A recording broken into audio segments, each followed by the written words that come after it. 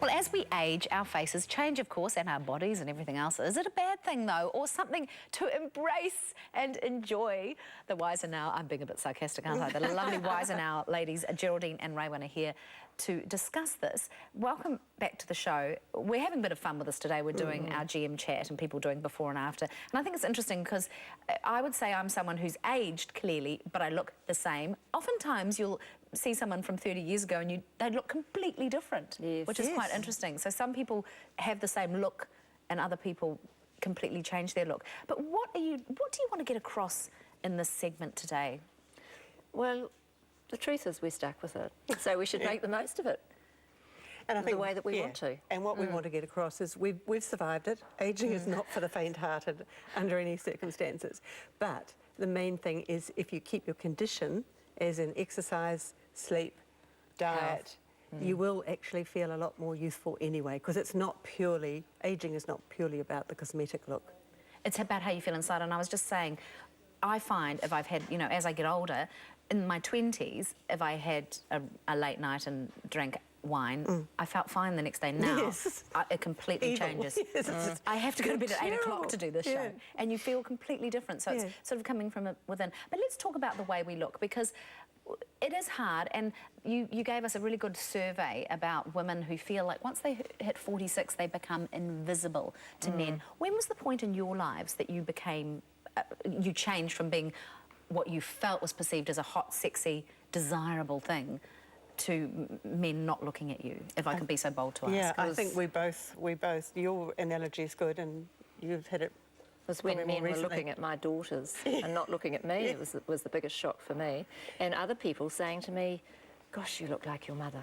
Yes. And that's not that my mother doesn't have a beautiful face. I don't want to look like my mother. I know.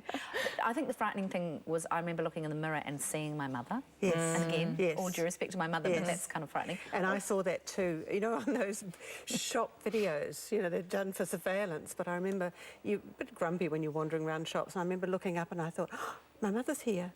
But it was me. You girls, obviously very stylish, modern, wonderful hair. You really take care of yourselves. How do you get your inspiration to do that, and what do you follow to make sure that you don't go down that track, which some women do, which is that awful expression, mutton dressed as I don't know about Raewyn, but I'm very vain. And to me, it's vanity. And I do remember reading an article, and I was in my early 40s in one of those beauty magazines, and it natural facelift, because I hate anaesthetics, I hate surgery, and as much as I would love to have cosmetic surgery, I can't quite bring myself to do it. But this article said, have facials every 6 weeks.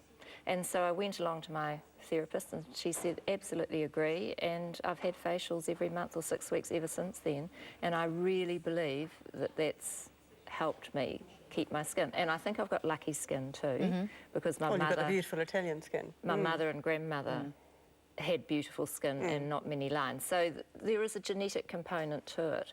But we were just reading an article, weren't we, about the... it was in the Herald this week, about the genetic DNA thing. Oh, yes, about future skin.